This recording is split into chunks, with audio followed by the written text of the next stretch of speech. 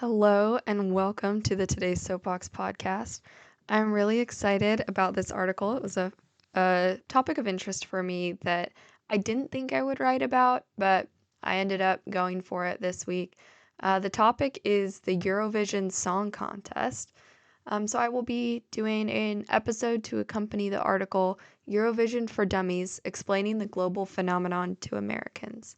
So it's kind of a weird thing to talk about because there is some knowledge that Americans have on the topic, but not a lot. And this year is a really weird year as far as Eurovision. Like, it's super abnormal. So I figured we might as well talk about it. And yeah, we'll see where this takes us. So, first, I want to talk about what the Eurovision Song Contest is. So, the Eurovision Song Contest, or ESC, is a yearly competition between countries who each submit a song to be performed live on stage and compete for votes. The competition usually takes place in May over 3 televised competitions. That's 2 semifinals and a grand final. The 2026 grand final took place in Vienna, Austria on Saturday, May 16th, following 2 semifinals on May 12th and May 14th. So let's look at what countries are eligible to compete. So to compete in the ESC, a country must be a member or associate member of the European Broadcasting Union, or EBU. So despite the name, not all of the countries who compete are located in the continent of Europe. So namely, Australia competes, Israel competes, so it can get pretty expansive. The most recent country to join the contest is Australia, which began competing in 2015. So, how are entries selected? So, national selections occur to pick which song and artist will represent their country at Eurovision. Some countries conduct a contest like Melodifestivalen in Sweden, which is viewed live by over 2 million viewers. Other countries choose their songs internally with the help of a committee or panel within the EBU-affiliated broadcaster. So Americans may recognize this process as it is depicted in the fictional Netflix film Eurovision Song Contest, The Story of Fire Saga. That movie starring Will Ferrell and Rachel McAdams. It's a great movie if you want to get an idea of Eurovision. It's highly fictionalized, but it's very funny and is actually quite accurate and has a lot of cameos from real Eurovision stars, which I thought was a nice touch. Countries do not always stick with one format and have often switched between contests and internal selection from year to year. So, how does voting work? Okay, this is really complicated, so I ask you to bear with me. The entries are divided into 2 semifinals. So, after each semifinal, 10 entries advance to the grand final. So that's 10 from semifinal 1, 10 from semifinal 2. The other countries are eliminated. So some countries do not have to qualify for the grand final. So the semifinal is how you qualify for the grand final. But there are countries who do not have to compete. So they only have to perform once. So those countries are the host country, which we'll talk about hosting, and the Big Four or Big Five. So the group known as the Big Four or the Big Five is made up of the biggest funders of the contest. So this concept started in 1999, and it was France, Germany, Spain, and the United Kingdom. In 2011, Italy was added to this list. So that makes 5. However, this year, Spain did not participate, so the number was back down to 4. So that means that those countries that automatically qualify only perform at the grand final. All the other countries have to perform at the semifinal and, if they advance, at the grand final. So usually those ones you see twice. Voting is then divided into 2 categories. So these categories are the jury and the televote. So the rules for this system have been subject to change. So I'm going to explain the rules as of the 2026 contest to my best understanding because they have changed it since last year. So there is 1 jury pool for each country, and that jury is made up of 5 people. So each country has a jury of 5 people. The televote is based on the viewers at home in that country. So for Americans, this is a lot like Dancing with the Stars. Viewers give a live opinion that contributes to the result. So like when you're watching Dancing with the Stars, there's the judging panel and they give a score, and then the audience votes also contribute. Okay. Now the way the televote is tallied is there's a televote pool for each country. So there is one for every single country competing.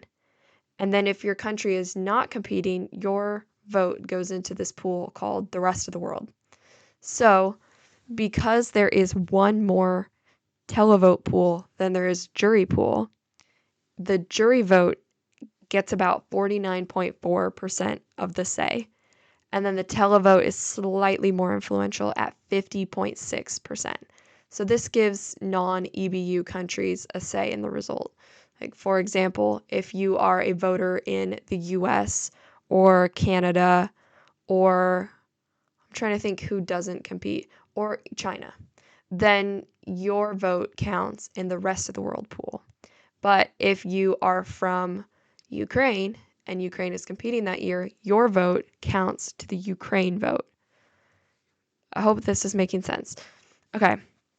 Now, the way these votes are tallied is based on ranking or position. So, no matter how many countries receive votes, 10 entries will get the votes tallied, if that makes sense. So, I'm going to use an example. I'll use the UK as an example. So, let's say the televote for the UK, the most votes goes to Sweden. Then Sweden, in first place, gets 12 points. So that they don't get like, if 50,000 votes are counted for that, they don't get 50,000 points. They get 12 points because they're only awarded for being in first place. So even if first place and second place are like a million votes apart, it doesn't matter. They're still getting the same number of points. Second place gets 10 points. So like I said, if there's a million votes difference, the points tallied are only going to be 2 points apart. It's kind of complicated. It's not my favorite system because it doesn't make sense to me, but that's okay. So first place gets 12, second place gets 10, third place gets 8, and then it counts all the way down. Fourth place gets 7, fifth place gets 6, all the way down to 1. So the 10th place gets 1. So like I said, if I'm in the UK and we give the most votes to Sweden, Sweden would get 12 points. If the next runner-up for most votes is Ukraine, then Ukraine gets 10 points. If the next is Italy, Italy gets 8 points, all the way down, so that we are only giving UK points to 10 entries. The jury is the same way. The 5 people sit down and they rank the top 10. And so they may disagree with the public of their country, and the rest of the world does not have a jury, like I said. So the final ranking is the points from the jury and the televote together. So often there's a lot of like weird stuff that happens where they'll get their jury points and then they all sit around for the result and they get the televote points, and that can change the game entirely because usually the public has a favorite and they disagree with the juries. So yeah, it's very complicated and it's not as straightforward as I would like it to be, because there's the different, qualifiers versus the jury pool versus the televote. It's really intense. Okay, so who gets to host Eurovision? So the contest is hosted by the winning country of the previous year's contest. For example, the 2025 contest was won by JJ from Austria with the song Wasted Love. So the 2026 contest was hosted in Austria. Now they get to pick where, like which city and which venue. They chose Vienna at Wiener Stadthalle. And the hosts get to kind of choose media figures from their country to present throughout the contest. They also get to do postcard packages. So I'll talk about that in a second. And that all contributes to like a uptick in tourism. So usually it is hosted by the winner from the year prior. That would be like if the Super Bowl was hosted in the home stadium of the winning team the next year. So that would mean like the 2027 Super Bowl would be hosted by, Lumen Field in Seattle because the Seahawks won. It's that kind of concept. Um, Maybe that would make sense if the Super Bowl was hosted that way, but I know that not every stadium is capable of hosting. It's kind of nice with Eurovision because they can change it a little bit. So, like, for example, the capital of Sweden is Stockholm. When Sweden won, they didn't host it in Stockholm. They used their facilities in Malmo. So it was a contest hosted in Malmo, for example.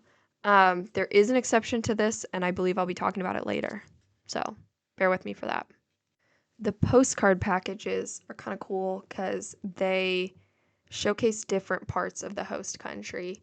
So they send each artist to like a different part of the country and they can film their intro there and they get to like explore that city. So when you're viewing the contest, while they're setting up the next act, they're playing this postcard from some part of that country. So it's really cool because you get to showcase different parts of your country. Like, for example, if the US was hosting, we could feature New York City or Los Angeles, but we could also find maybe some more unique cities that we wanted to showcase that maybe people aren't as knowledgeable about, like New Orleans or Portland. I don't know. So yeah, they get kind of that added little bonus of getting to show a more diverse landscape of their country. So, even if you are not a Eurovision fan, there are some very famous entries that you may know. So, I'm not going to go through the whole list on the article on my website, which is today's-soapbox.com. There is a slideshow of 20 songs you likely have heard at some point, and I put them all in a Spotify playlist, which I will endeavor to put the link in the description of this episode so that you can listen to them and see how many you recognize. I think you'll be surprised. It would be great if you would comment how many out of the 20 you know. I want to guarantee you know at least one, or have at least heard of one of the artists or something. One of the ones that shocked me was Volare by Dean Martin. Is actually a cover of a Eurovision song. It's a cover of Italy's entry from 1958, which was not performed by Dean Martin. I had no idea. There is also Waterloo by ABBA. I would say this is the most famous entry. People want to fight about it, but I'm going to say Waterloo is the most famous entry. That was Sweden's entry in 1974, and it won first place. By the way, Volare only won third place. So it goes to show that you don't have to win to be like the notable standout from that year. Celine Dion competed for Switzerland in 1988. She sang the song Ne partez pas sans moi, and she won first place. So good for her. Let's see, who else do I want to highlight? There are some songs that make it to like American radio spaces. I think the best example of this is Arcade by Duncan Lawrence. It's the Loving You is a Losing Game song. And that was the Netherlands entry for 2019. And it won first place. So good job. I think that is one of the best Eurovision songs out there. It sounds surprisingly normal. Eurovision has a reputation for weird songs and very showy songs. This one was like a dude and a piano. It was very, very good. I like it. You may also recognize Måneskin, which they did a cover of Beggin'. So that was all over the radio. They got famous when they won Eurovision for Italy in 2021. So good for them. voila, that there's been lots of famous covers of that song. There's just one of like this young woman singing it with an orchestra. That's France's entry from 2021, and it came in second place, um, which is really interesting. I thought it was a very good song, but the uniqueness of Måneskin's entry was just unbeatable.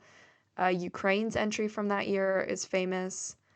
Um, and then the real weird thing that keeps happening is random songs from like deep cuts, like near last place in the grand final, going viral. Snap is an Armenian song from 2022 and it got 20th place. I have heard it so many times. I would sing it for you, but I'm scared it will be too good and I'll get copyrighted. I encourage you to go listen to that one. I have a feeling you'll recognize it. And then the other one is Deslocado by Napa, and that is Portugal's entry from last year. It blew up in the last like 2 months, and I heard it and I was like, what in the world? It got 21st place. Um, I love it. It took a minute to grow on me, but it's just a very endearing performance, and you can kind of hear like the smile in their voices when they sing. I like it. So I encourage you to go listen to those. Let me know if you like them. Again, comment how many of them you knew. I would be super interested to know. Okay, so that's an overview of the contest. Now let's talk about the nitty-gritty. So, is the contest political? Well, the official rules of the contest from the EBU, as stated on the official website, say that political or ideological messages are not permitted in performances. So, there you have it. It's not political. You heard it from the horse's mouth. Despite this rule, Eurovision as a phenomenon is political.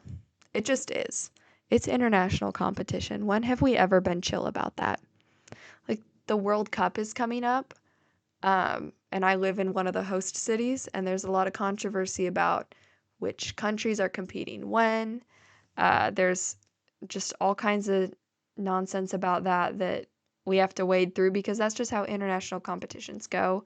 The Olympics, there's always that kind of stuff. So yeah, of course it's political. So it the reason it's political kind of has a bunch of different reasons. So we'll take a look at some of that, and ultimately it kind of comes to a head this year. And yeah, you may have heard of that. So one thing that is political is how a country is represented. So it is not always represented by like a citizen of that country in their native language, for example. Um, a lot of countries will select an artist who is not from their country that maybe has a parent or grandparent from there. For example, there was a really good entry from Cyprus a couple years ago, and I looked it up, and that artist has a grandparent from Cyprus. He does not like full-time live in Cyprus.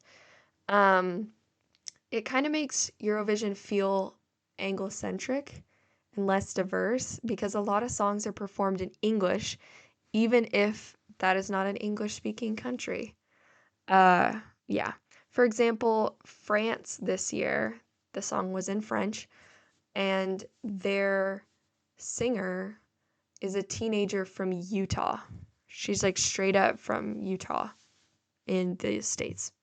And she has like a French parent or grandparent, so she competed for France. It's not too dissimilar from Eileen Gu competed for Canada in the Olympics. I mean, for China in the Olympics. She's from the U.S. And so there's a lot of controversy about like, oh, do you not love the U.S. enough because you're competing for a different country? Because she's Chinese, and so she, made the choice to compete for China. And yeah, so it's super interesting to consider that. There's also Israel did a song that combined French and Hebrew, and I want to say English. And the singer was like from France, was my understanding. So these choices can kind of skew things because of commercial appeal. So there have been rules in the past where the countries sing in their national languages. So usually, like, the only English one would be like the British one. But that has changed a lot. And I mean, almost all the winners that I can think of sang in English. I can think of like Ukraine sung in, I guess, Ukrainian probably. Um, but most of them are in English. And so that kind of gives you a leg up to compete in English because now we have the rest of the world vote, and Americans are going to vote for English because we don't usually tend to speak very many other languages. Um, so yeah, that gets very political. And then there's voting. Oh my goodness. Okay. Eurovision has made efforts to become more transparent, um, but it doesn't change the fact that world events do influence the contest results. For example, Sweden won in 2023, and that was 49 years since ABBA won the contest. So when they won, it meant they got to host the contest on the 50th anniversary of ABBA's win. And ABBA's like the biggest Swedish act ever. And so that was like really good PR to be like, look, remember we did that? And so it appeared like they were trying especially hard to win. They submitted a past winner from 2012 to compete again. So her name's Laureen. She's very talented, but she became the second person to win the contest twice. So just because you as a person have won before does not mean you can't compete again. There's plenty of repeat people, and only two have won twice. And she's the first woman to do it. So, yay, women. But it did appear that Sweden especially wanted that, and kind of the optics of the 50th anniversary led to their win. Another instance of this is Ukraine. In 2022, they were invaded by Russia. And so during the voting for Eurovision, they set a record for the most points from televoting ever. So Ukraine got 439 points from televoting alone. So the speculation is that they received so much support from the public because of Russia's invasion and attacks. So the jury is potentially more focused on artistry and they have their preferences, but the audience can be swayed more. So, regardless of the motivation behind their win, they won the contest. But the catch was because, they were getting bombed and invaded, they couldn't host the contest. So, it was hosted in Liverpool in the UK on their behalf. And that is the one that had British hosts. They had a Ukrainian host and a British host, and they spent a lot of time talking about Ukraine and making sure that was still the center of the PR of it all. Although the contest was marketed as like Liverpool 2023 or whatever. So yeah, they made sure there was lots of Ukraine flags around. Typically, the V in the Eurovision logo is a heart, and inside the heart is the flag of the country who won, and they put Ukraine's flag instead of the UK's, which is endlessly reasonable in my opinion. Eurovision is also known for neighborhood voting blocks. So, countries that are close in proximity or have similar shared cultures tend to rank each other highly. For example, that like the Baltic states, former Soviet countries, or Greece and Cyprus. So especially if like French speaking countries will vote for French speaking countries, that kind of thing. So it can get a little bit cliquey, like the Nordic countries all band together and the Baltic countries all band together, and there can be a lot of cross promotion. I've seen it a lot with like Sweden and Finland will cross promote, which is cool, but at the same time, it gets a little repetitive to be like, oh, it's the same old voting block as per usual. All of this controversy and tension came to a head in 2026 when multiple countries withdrew from the ESC because of one country's participation, Israel. In 2022, Russia was banned from competing in the contest due to their invasion of Ukraine. So they did not get to compete. They just point blank, you're out. Belarus was banned in 2021, the year prior, for submitting songs with political lyrics and the role of the Belarusian government in suppressing the media. So this sets an expectation for fans that countries would be banned for violence or suppression against other countries. This expectation was not met when Israel was allowed to compete in 2024, 2025, and 2026, despite their ongoing violence against Palestinians. So, public has been very vocal against Israel's participation. Audience members began booing the Israeli entry live in the stadium while they performed in 2025, for example. And this problem became so disruptive to the contest that Israel began rehearsing with boos so that the performer would not be affected. They wanted the performer to be acclimated to the concept that they were going to be booed, and then when it happened, they were not shocked and could continue performing. Before the 2026 contest, 5 countries announced that they would not be competing. This is a record. A lot of these are countries that have competed from the beginning. So these countries are Ireland, Iceland, the Netherlands, Slovenia, and Spain, which is one of the big 5 countries. The nation's broadcasters elected not to air the contest either. So, in shared outrage, members of the public across the world chose not to watch either. So, this had been kind of mounting for several years. So, Israel, particularly Prime Minister Netanyahu, uses Eurovision as a way to influence public opinion of the country. There are songs that frame Israel as unfairly criticized.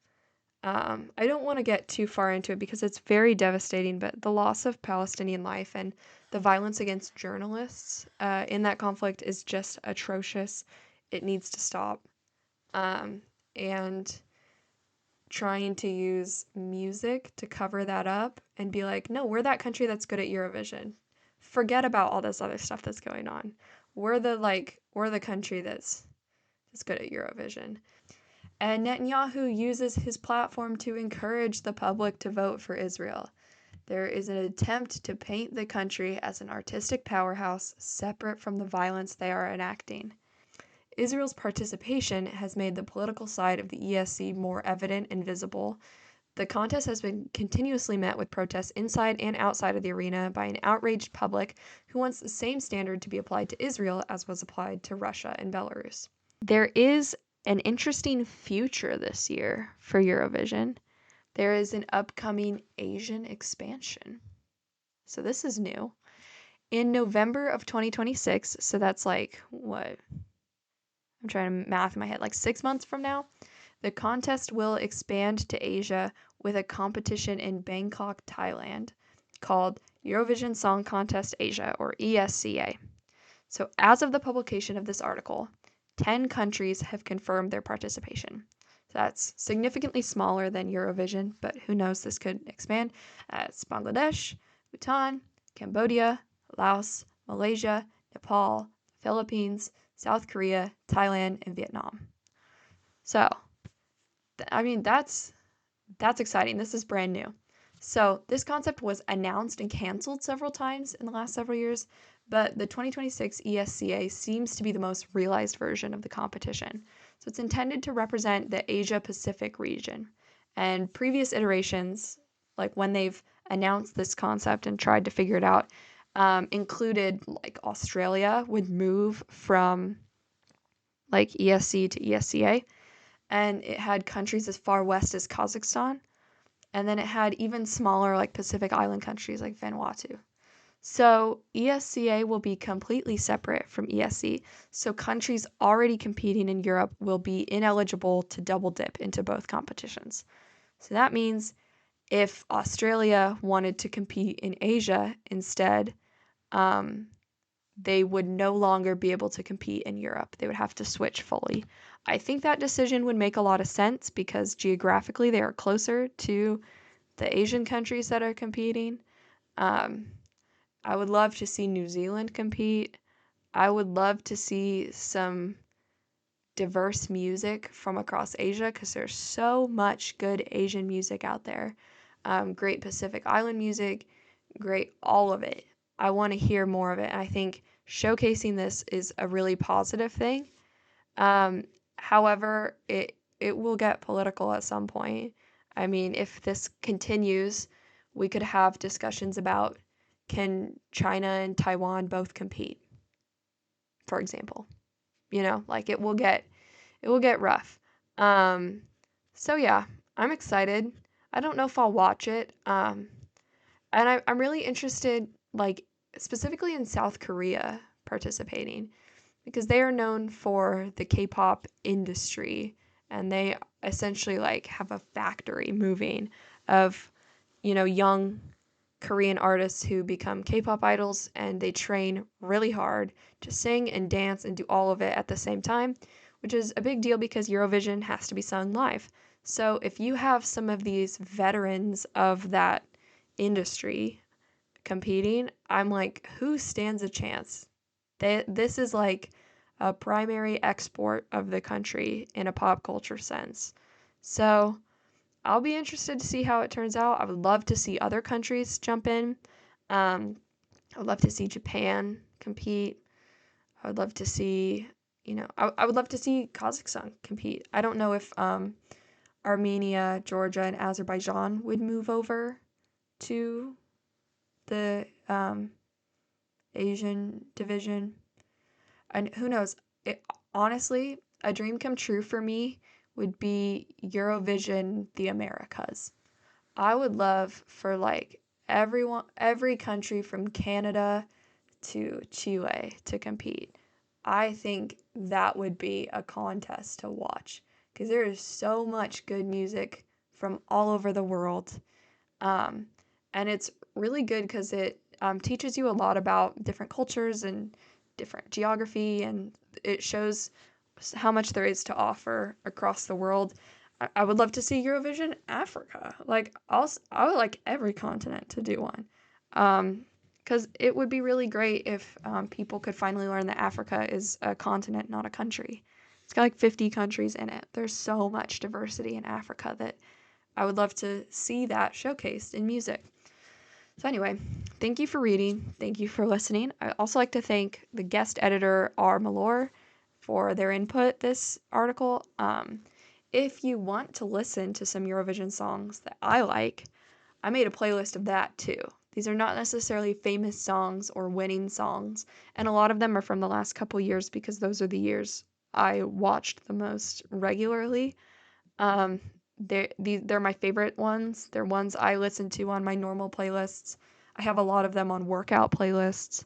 Um, and they're in a variety of languages. So I would love if you check that playlist out. Give it a listen. Let me know what you think.